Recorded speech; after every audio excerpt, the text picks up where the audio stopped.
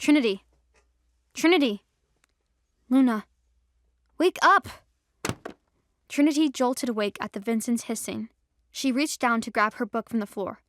She didn't normally fall asleep in classes, but Professor Thompson's voice soothed her like no one else's. Plus, Trinity was still recovering from that weekend's alpha visit. Trinity turned to whisper to Vincent. How long was I out? Long enough, Professor Thompson answered in a sneer. Trinity turned toward with a start. How could she hear that? One sniff of the air answered that question. Trinity fought down a gasp. She'd known someone in her class was a wolf. There were too many scents to pick out who before. But this close, she knew without asking exactly who it was. The English composition professor herself. I'm sorry, Professor, Trinity said automatically. I haven't been sleeping well. The last few weeks have been so busy, it won't happen again. She wasn't even lying. The last month and a half had completely changed her life. Professor Thompson leaned down to her ear. You dropped your guard, Luna. Your alpha mate can't protect you forever. Best pay attention to what's around you. Trinity stiffened. Professor Thompson walked back to the front as if nothing had happened. How do you say something so ominous and scary and then walk away? Trinity didn't know if Thompson was a part of their pack or from somewhere else. She opened her mouth to ask Vincent, but Professor Thompson cut her off. That's it for today. Class dismissed. Vincent rose to his feet. Trinity didn't want to ask him questions that Thompson could hear. Let's get out of here, she said. We have time for lunch, Vincent said. Trinity smiled. At Franny's, please. Juniper perked up from a few seats down. The boys had sat between them that day. I'm in. They're out. She barely finished her sentence before Paul and Cedar took off in the opposite direction. They're joining some martial arts tournament. Trinity chuckled. That's cheating. They'll be stronger than the humans by a mile. Vincent held the door to the classroom for Trinity and Juniper to walk through. The three of them fell into step once they got outside. The weather was nice enough that they could walk to Franny's kitchen. Juniper rolled her eyes. Paul's practically mated to us both. Me in the romantic way, and Cedar in the platonic life-mate way. I thought I was getting away from my twin, but nope. He and my mate are practically running away together. Did they tell you they're thinking of becoming pack warriors? Trinity shook her head. I'd put in a good word for them with Reese, but who knows whether he'll listen or not. Juniper sucked her teeth. He'd better learn to listen. He can't treat you like crap forever. Vincent looked at Trinity questioningly. Things haven't gotten any better? I thought they would after the hotel. Trinity's eyes widened as she shook her head sharply. It didn't matter. Juniper had heard him, and her best friend was a bloodhound. The hotel? Juniper screamed. What hotel? Trinity glared at Vincent. You just had to say that, didn't you? He tried to help. They had to keep up appearances. They had to have one room. One room? Trinity shushed Juniper. You have to stop screaming. We're going inside. Juniper held her hand over her mouth until the three of them got seated in a booth. The moment the waiter left, Juniper pounced on Trinity. You were sobbing over him last week, and now you're sleeping together? Juniper demanded.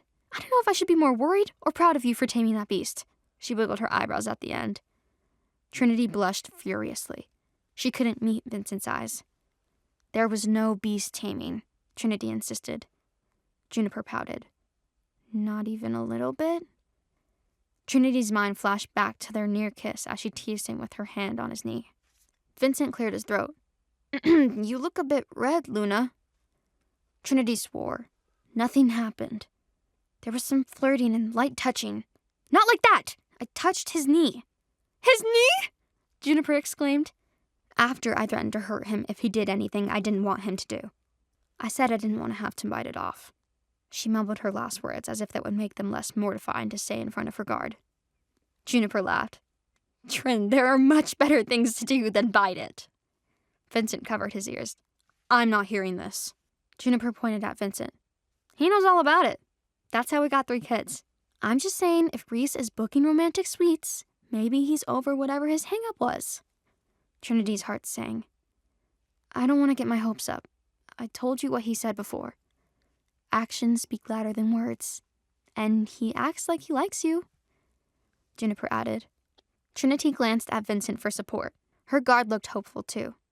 I can't believe we roped you into girl talk. I'm sorry, Vincent. He shook his head. No apology needed.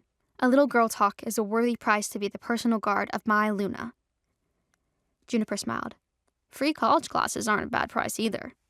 He laughed. If only I could pick the courses. Trinity rolled her eyes playfully.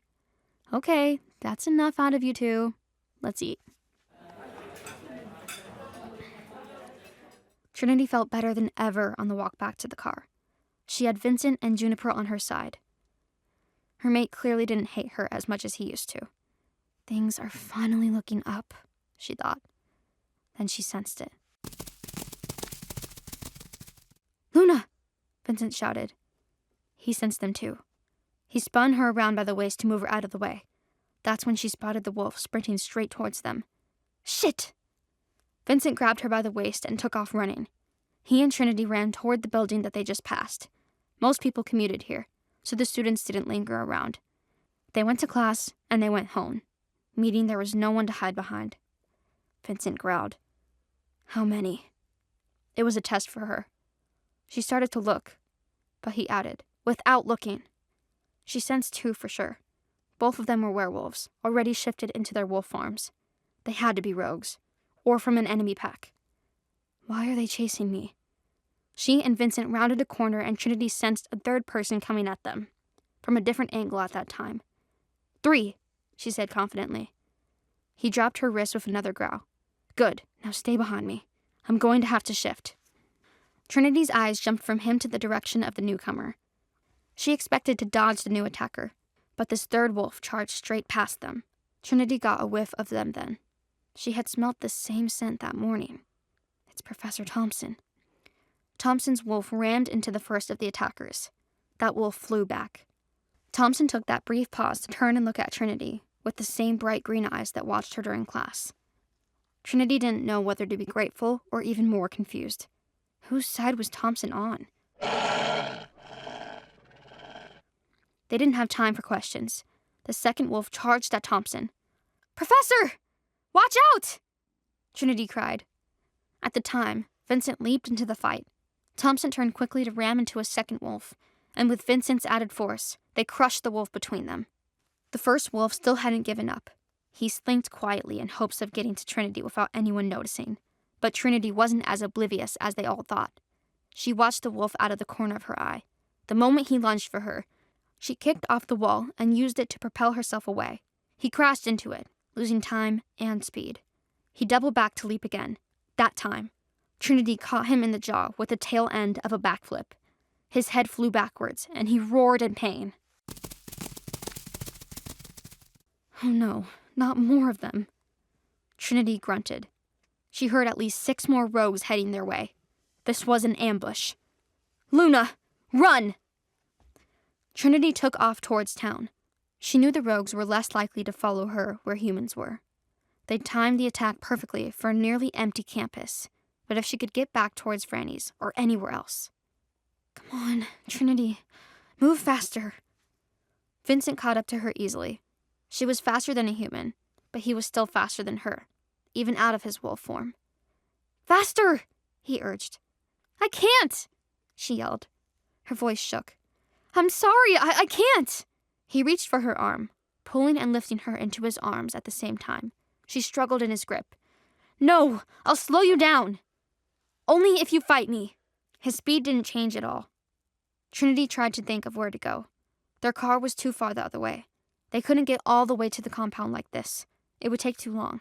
Their only choice was to go into town and stay there. Trinity gasped. We left Professor Thompson. She tried to look back, but couldn't see the familiar wolf. Focus, Luna. Where can we go in the city? Vincent asked, still running. Franny's won't work.